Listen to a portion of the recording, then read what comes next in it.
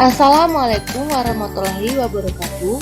Perkenalkan, nama saya Margareta Maya dari kelas pagi dengan prodi manajemen dengan NIM 2892150001. Saya mahasiswa semester 2. Video ini saya buat untuk menilai nilai UAS mata kuliah Perekonomian Indonesia dengan dosen pembimbing Bapak Dr. Andes Sudi Suharjo, MM.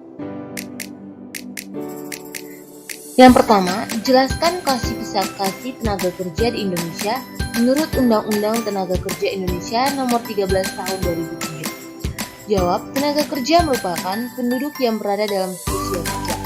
Menurut Undang-Undang Nomor 13 Tahun 2003 Bab 1 Pasal 1 Ayat 2 disebutkan bahwa tenaga kerja adalah setiap orang yang mampu melakukan pekerjaan guna menghasilkan barang atau jasa untuk memenuhi kebutuhan sendiri maupun masyarakat.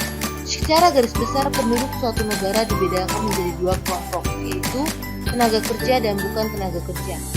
Penduduk tergolongkan tenaga kerja jika penduduk tersebut telah memasuki usia kerja. Batas usia kerja yang berlaku di Indonesia adalah berumur 15 tahun sampai dengan 64 tahun. Yang kedua, jelaskan bagaimana cara untuk mengatasi kemiskinan di Indonesia. Ada 10 cara untuk mengatasi kemiskinan di Indonesia, yaitu sebagai berikut. Yang pertama, menciptakan lapangan pekerjaan yang luas dan banyak untuk warga. 2. Terus melakukan upaya dalam meningkatkan fasilitas kesehatan masyarakat dimanapun berada. 3. Memberikan warga atas hak penggunaan tanahnya demi kesejahteraan warga miskin.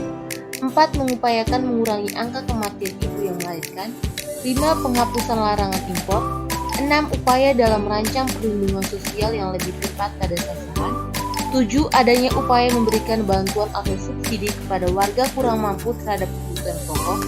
8. Upaya meningkatkan berbagai fasilitas warga atau masyarakat seperti jalan, listrik, dan lainnya. 9. Terus melakukan dan menyediakan pinjaman modal atau dana kepada warga di daerah. Dan yang terakhir, terus melakukan perbaikan pendidikan ke semua daerah yang ada tanpa publikasi. Yang ketiga, bagaimana cara mengatasi kenaikan harga bahan pokok di Indonesia termasuk di seluruh wilayah? Yang pertama, operasi untuk mengendalikan warga komoditas tersebut. Yang kedua, adanya kebijakan fiskal khusus untuk ekspor dan impor pangan.